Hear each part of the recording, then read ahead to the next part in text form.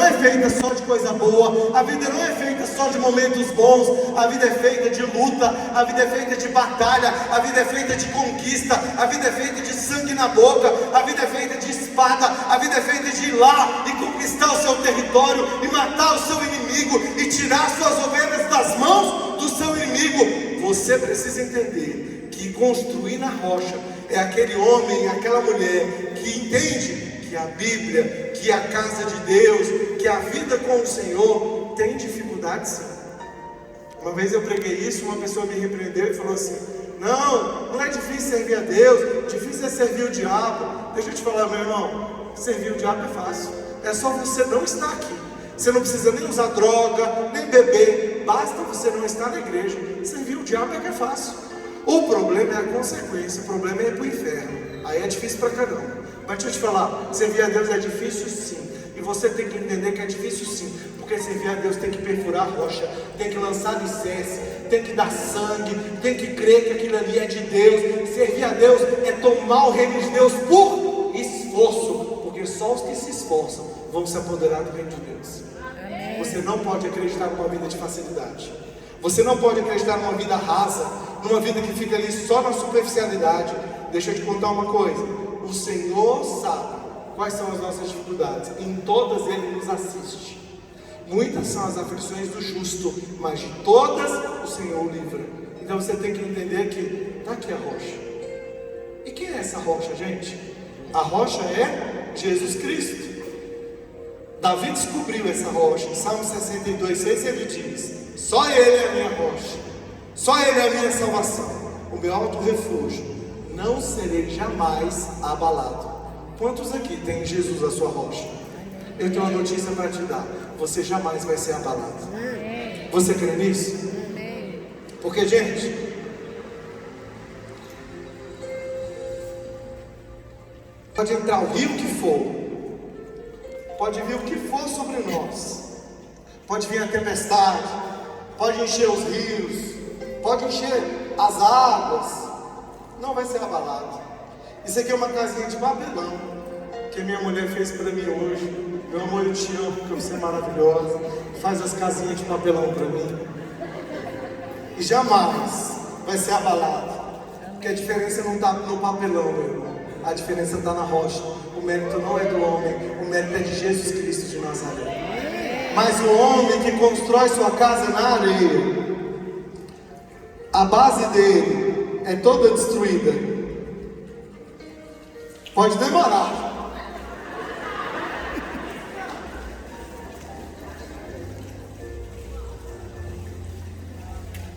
A água está acabando e a casa não cai.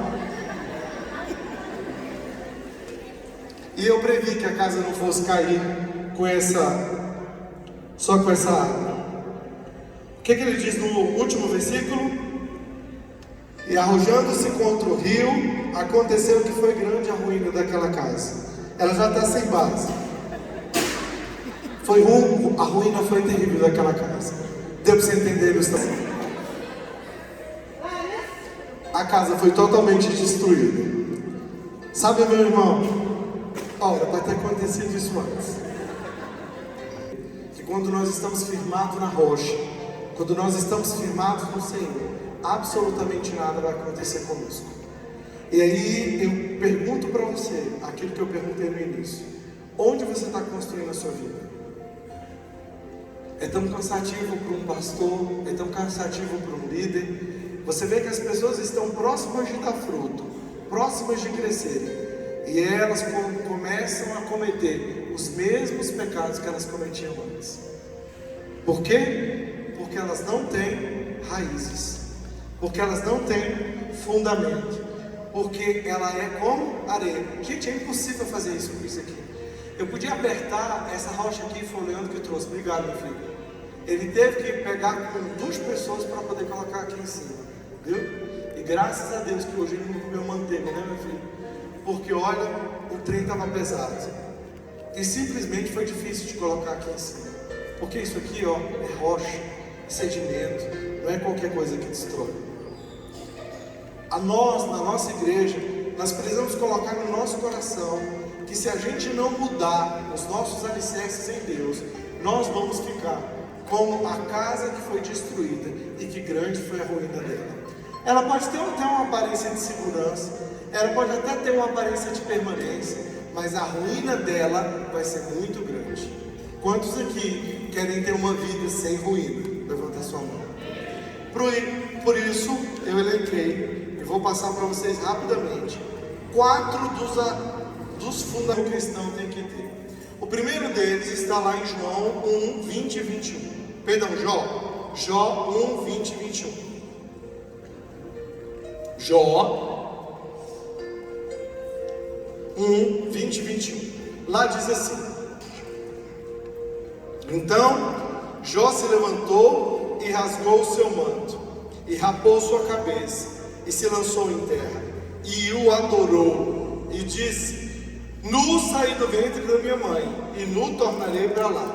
O Senhor me deu, o Senhor me tomou. Bendito seja o nome do Senhor.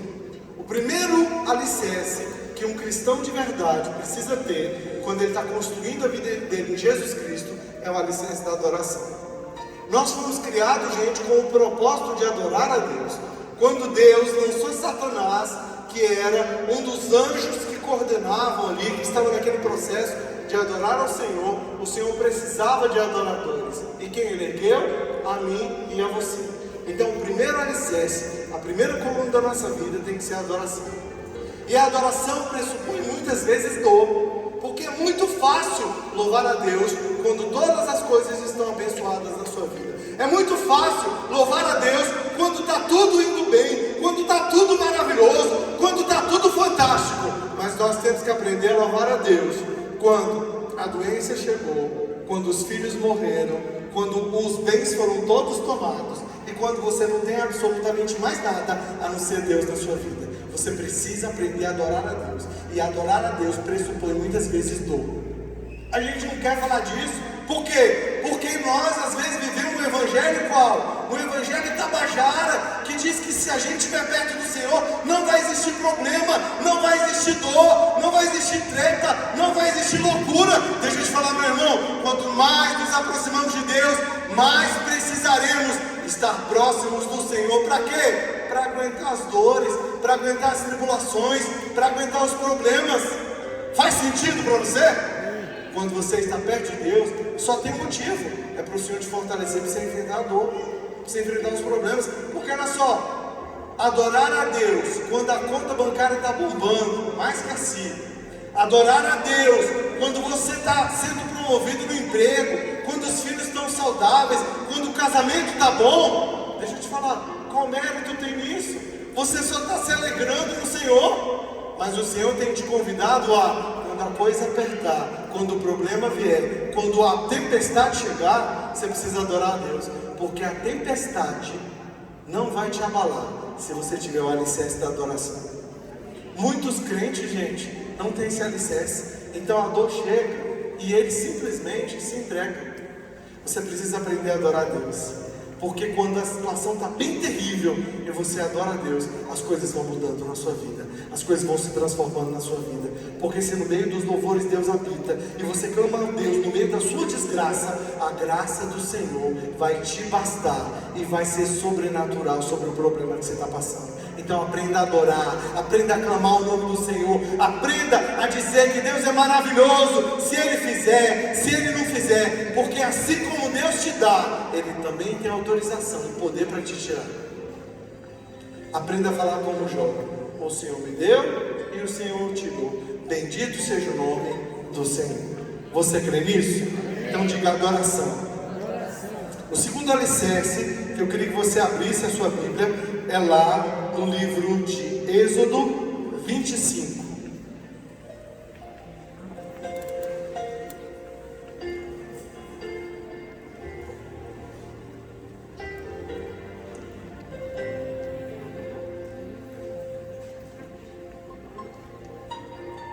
Hoje, desculpa que saiu aqui.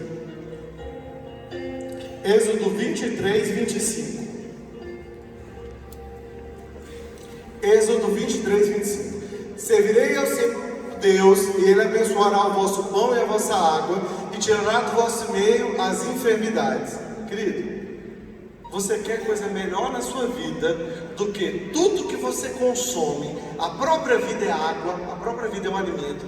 Você quer coisa melhor do que o Senhor abençoar sua água, seu alimento, seu mantimento? Não tem. E ainda, se não bastasse, Ele vai tirar do seu meio o quê? As dores, as enfermidades, as doenças.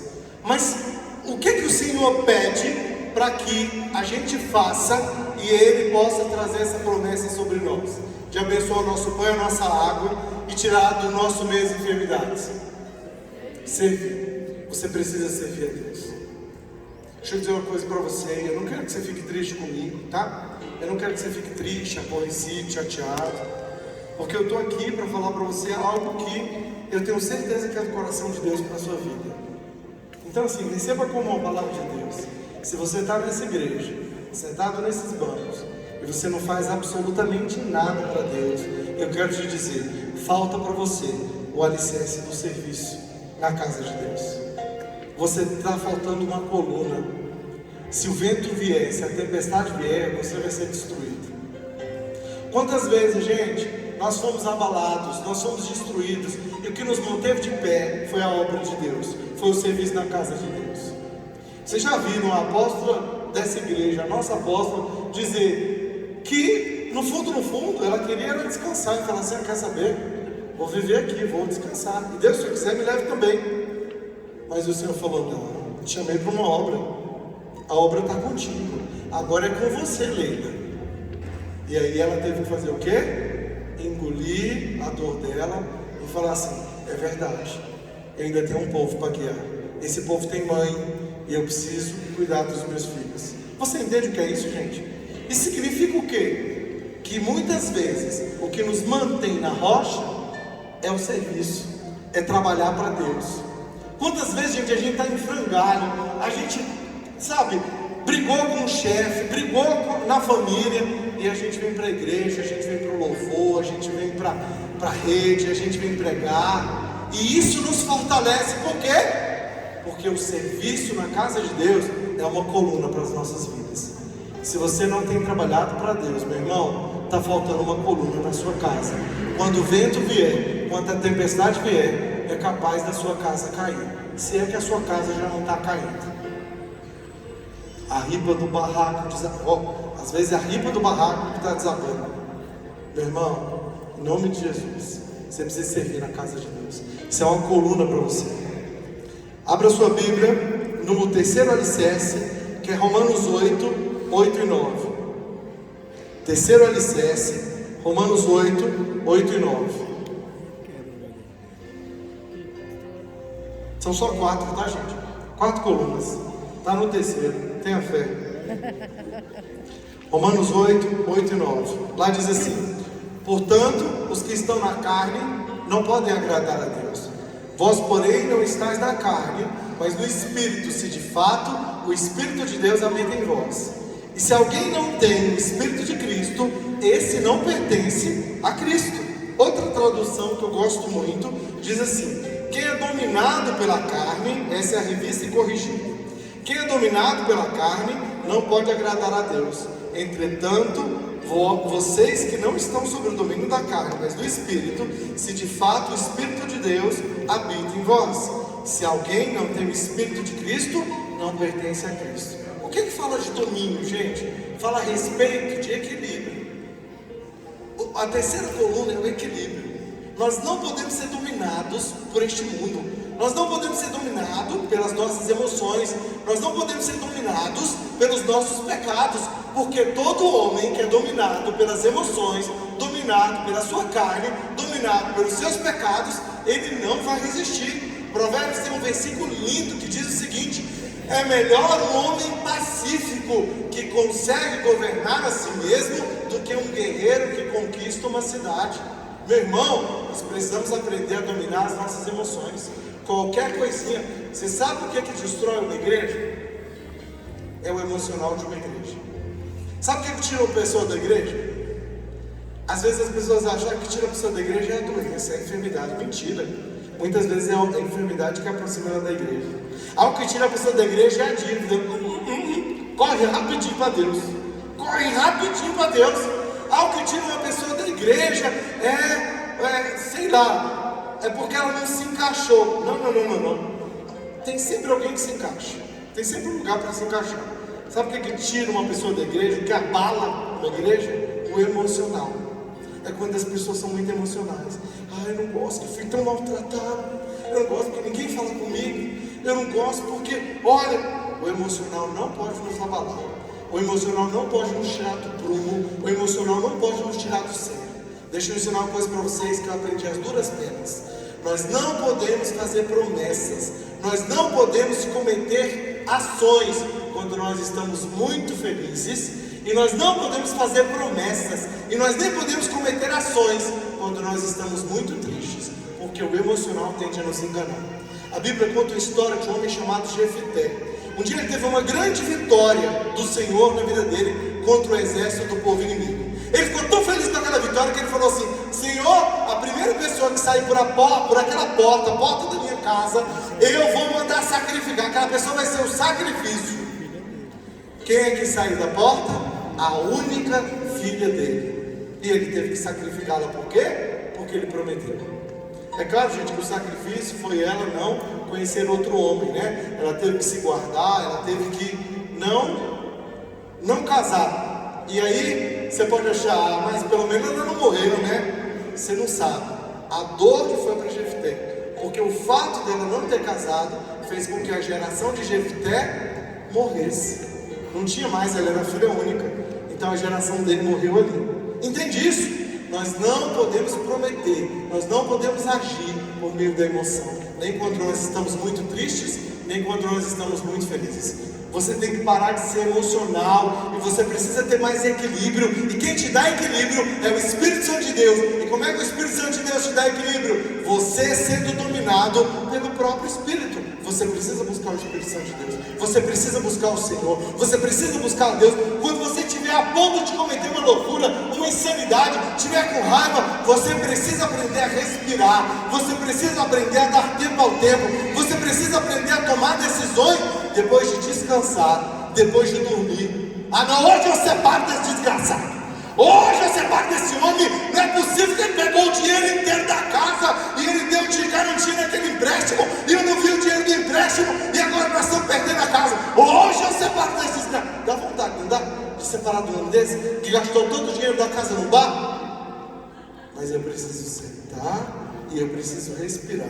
E eu posso até tomar a decisão, mas eu só posso tomar a decisão depois de ter consultado Deus, depois de ter descansado, depois de ter respirado. Quando nós tomamos a decisão errada, no momento de fúria, nós podemos estar destruindo a vida de alguém. Nós podemos estar destruindo uma pessoa. Esses dias eu vi um videozinho que é de uma história antiga, que conta uma história de uma velhinha que sentou numa parada de ônibus para comer um pacote de biscoito que ela tinha levado de casa. Aí ela se ajeitou, virou para o lado, pegou no banquinho assim da parada, pegou o pacote de biscoito e do lado tinha um homem todo tatuado, um homem todo, com cara de mal. Ela pegou o pacote de biscoito, tirou um biscoito e comeu. Do nada ele foi, pegou um pacote de biscoito e comeu também. Ela olhou para ele com um ódio mortal. Aí ele foi e pegou um pedaço de biscoito. Ela foi e pegou outro. Ele foi e pegou outro. Até que sobrou só um. Ela já estava agitada. Ela já estava nervosa. Quando ela falou assim, será que ele vai pegar o último biscoito? Esse infeliz, esse hippie, ela ficou com ódio dentro do coração dela. E aí, gente, ele pegou o último biscoito, partiu no meio e deu metade para ela. Ela ficou endemoniada. Ela não se cabia dentro dela. Ela pegou o biscoito, amassou e jogou. E saiu resmungando, pegou o ônibus dela e foi embora. Quando ela entrou dentro do ônibus, que ela abriu a bolsa, o que é que tinha dentro da bolsa dela? O pacote de biscoito. Ela estava comendo o pacote de biscoito dele. E ele dividiu o último biscoito dele com ela. E ela xingando e endemoniada com ele. Meu irmão, quando você toma atitude debaixo de uma emoção, você vai se arrepender amargamente. Se você está triste, se você está desestimulado, pede ajuda, chama, conversa. Tem gente que está triste, está desestimulado e começa a mandar intempéries pelo celular, manda umas mensagens malucas, manda umas mensagens de ódio. Eu me separo de vocês, desgraçado. Aí depois fala, mas eu te amo. Nunca vou me esquecer de um áudio.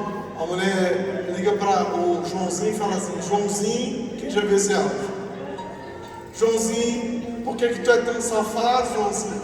Por que tu me deixou, Joãozinho? Me liga, eu gosto tanto de ti. Ô Joãozinho, tu gosta mesmo de me ver sofrer, mas crê em Deus que nunca mais eu vou te ligar. Crê em Deus que nunca mais eu vou te amar. Mas quando tiver um tempinho me liga. Meu irmão, tem crente assim. Tem crente emocional, que grita, que briga, que exaspera. Ah, eu vou acabar, vou rasgar a Bíblia, vou comer. Meu irmão, dá tempo ao tempo. Não avança no seu pastor não. E nem avança no seu discípulo, meu irmão. Tem discípulo que dá vontade de bater nele, até ele se tornar uma pessoa boa. Mas não vai funcionar. Porque se funcionasse, nós batia, gente. Se funcionasse, nós já tínhamos testado, vocês não acham? Se funcionasse, já estava lá em Paulo. Meta o pau no teu discípulo até ele virar gente. Não tem, gente. Não tem. Então nós temos que segurar a onda, segurar o nosso emocional. No seu casamento, meu irmão, quantos casamentos sendo destruídos por palavra? Quantos casamentos sendo destruídos por ódio? Porque a pessoa pá. Depois ela pensa, meu Deus do céu, eu não devia ter falado aquilo. Mas ela fala, ele mereceu, ou ela mereceu. Mas deixa eu te falar, a palavra lançada ela não volta mais. O homem que foi chamado de viado, o homem que foi chamado de corno, a mulher que foi chamada de desgraçada, de filha da égua, ela não vai esquecer mais, gente. Nós temos que ter cuidado com isso. Você tem que ter cuidado com o seu emocional, de agir no emocional. Você não é um homem emocional, você não é uma mulher emocional. Você é um homem e uma mulher guiados pelo Espírito Santo de Deus. E como tal, vocês têm que se comportar agindo no Espírito de Deus. Você crê nisso? Então aplaude o Senhor pelo meu água.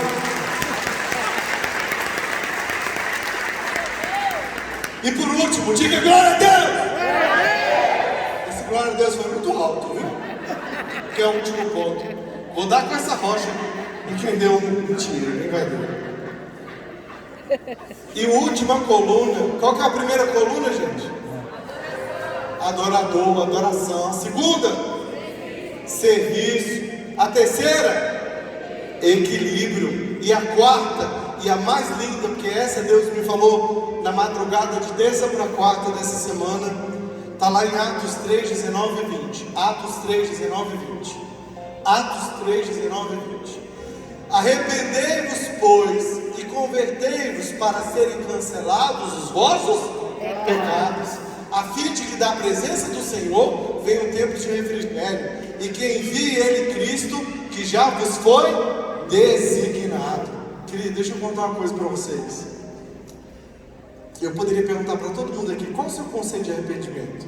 Aí você vai falar, arrependimento é voltar-se para o Senhor. Qual é o seu conceito de arrependimento? Arrependimento é se converter. Qual é o seu arrependimento? Arrependimento é não fazer mais. Qual é o seu arrependimento? Arrependimento é sentir dor pelo pecado, né? A gente escutava isso nos encontros aí da vida. Deus me deu um conceito lindo de arrependimento que eu quero ensinar para vocês hoje. Arrependimento é não passar um segundo longe da presença de Deus. Vou repetir. Arrependimento é não passar um segundo longe da presença de Deus. Qual que é a nossa tendência quando a gente peca, gente? É ter vergonha como Adão e Eva tiveram e se esconder do Senhor. Aí depois de um tempo a gente pede perdão, se afastar da igreja, se afastar da célula. Essa é a nossa tendência. Mas nós não podemos passar um segundo sequer longe da presença do Senhor. Amém? Amém. A minha mãe foi a maior evangelista que eu já conheci na minha vida, porque a minha mãe era o tipo de evangelista Bin Laden. Sabe como é que é o evangelista Bin Laden? Eu vou contar a história que ela contava para evangelizar a gente. Ela falava assim, meus filhos, vocês nunca podem sair da presença do Senhor. Sabe, um dia, um homem voltando da igreja, um homem fechou o carro dele. E aí eles foram se fechando até chegar num sinal. Quando chegou naquele sinal, aquele homem abriu a porta do carro e ia descendo. Quando ele ia descendo, a esposa dele falou, não desce, não desce. Você é um homem de Deus. Aí ele diz assim, espere mulher, Senhor, me esqueça que eu sou homem de Deus por um minuto, só um minuto, para resolver a história com este vagabundo, enquanto ele batia a porta do carro e circulava o carro. Minha mãe contando. Gente, quando ele encontrou aquele outro homem que também já tinha saído do carro, ele pegou a arma e deu um tiro bem na testa dele, e ele morreu. E se não bastasse, meus filhos, você acha que ele só morreu? Ele não morreu não, ele foi para o inferno, porque você acha que Deus não atendeu o pedido dele? Deus esqueceu dele por aquele minuto, e ele agora está no inferno, e ele está queimando no fogo ardente. E você acha que basta o fogo ardente? Não! Vocês acreditam e o diabo ainda fica lá com um garfo bem grande, enfiando nas costas da pessoa que está queimando no fogo ardente. Eu era pequeno e eu pensava, gente, o diabo é um cão mesmo, né? A pessoa está no fogo ardente, ele ainda tem tempo de pegar um garfo e enfiar na pessoa. Que desgraçado, gente, o diabo é. Eu ficava com mais raiva ainda do que eu tinha do diabo. Gente, mas aquilo ali, todo mundo ouvia o final daquela história parado. E aí a minha mãe falava pra gente assim: por isso eu digo pra vocês, vocês não podem ficar nem um minuto sem estar na presença de Deus. E hoje, o filho de Fátima Bin Laden, evangelista, está dizendo pra vocês: vocês não podem ficar nem um segundo sem estar na presença de Deus. Meu irmão, pecou, se arrepende. Pecou, corre pra Deus. Pecou, volta pra Deus. Muitos de nós temos vivido aquela teoria do que eu não peco por quem está cagado, não é? Já pequei, então eu peco mais um pouco. Já estou sujo, peco mais um pouco. Qual é a base bíblica para isso? Um abismo chama o outro abismo. Quando nós estamos em pecado, nós vamos pecando, pecando e pecando. Meu irmão, não passe um segundo longe da presença do Senhor. Não passe um segundo sem estar perto de Deus. Então o que é arrependimento? É não passar nem um segundo longe da presença do seu Senhor. Sabe, eu não estou dizendo que Deus faz isso, mas sabe aquele cachorro que... não dá para chutar isso aqui, gente. Me dá essa casinha aí, essa casa desse homem arrependido. Meu irmão, sabe aquele cachorro que o cachorro está te agoniando, te tentando se... Meu irmão, pecou, volta assim, ó, caiu, de volta para o seu dono. Deus não nos chuta, mas se você se vê como esse cachorro, cujo dono é Deus, toda vez que você pecar, volte humildemente, volte para os pés do seu Senhor, porque ao invés de te chutar, Ele é aquele que passa ali a mão nos seus pelos. Você entende isso? Arrependeu, volta para Deus, gente. Arrependeu, pecou, arrependa-se, volta para o Senhor, não passa nem tempo longe de Deus, só perto do pecado. Essa é a quarta coluna, a coluna do arrependimento. Deixa eu te falar, na vida do crente, o arrependimento é um estilo de vida. Por quê? Porque o arrependimento ele pressupõe santidade. Se nós estivermos nos arrependendo o tempo inteiro, isso é o que Deus mais ama. Gente, mais do que qualquer outra coisa na vida, o cheiro que Deus mais ama é o cheiro do arrependimento. Quando nós nos arrependemos, quando nós voltamos para Deus, Deus tem mais prazer no filho que volta arrependido do que no filho que ficou em casa. Isso é bíblico, está provado. Aquele pai, ele sentiu tanta alegria. Por quê? Porque ele estava vendo o filho morto sendo ressuscitado. Meu filho estava morto e ressurgiu. Vamos dar festa, vamos dar roupa, vamos dar anel. Meu irmão, hoje o frevo vai até amanhã. Por quê? Porque o meu filho voltou. Amém. Deus ama quando nós nos arrependemos. Deus ama quando nós voltamos para o Senhor. E aí eu pergunto para você mais uma vez: onde você tem construído a sua casa? Onde você tem construído a sua vida? Onde você tem colocado os seus alicerces? Sabe, gente, é tão ruim quando a gente pega crente raso. É tão ruim quando as pessoas não entendem que a gente precisa ser profundo, que a gente precisa estar na profundidade do Senhor. O convite para o Senhor, para nós essa noite, tanto você que está nos assistindo o culto hoje pela primeira vez, quanto você que já é velho de casa, o convite para nós é repensarmos onde nós estamos construindo a nossa casa. Será que perto da areia? pé das facilidades? Será que a sua vida está sendo construída só ao redor da sua carreira, ao redor do seu trabalho? O seu trabalho é a prioridade número 1, a sua família é a prioridade número 1, os seus prazeres são a prioridade número 1? Ou será que você tem deixado tudo de lado e até tendo que caminhar mais, porque você construiu a sua casa em Jesus Cristo de Nazaré, construiu a sua casa na rocha que é Jesus? Sabe, é tão difícil quando as pessoas não entendem isso aqui. E nessa noite, eu profetizo que o Espírito Santo vai abrir o seu entendimento, e que você nunca mais vai se esquecer que você precisa construir a sua casa numa base como a história, a vida, o sacrifício e a graça do Senhor Jesus Cristo. Amém? Amém. Diga comigo, Deus. Deus, Eu quero construir. eu quero construir a minha vida. Você fez o que eu te pedi? Cris, você vai ganhar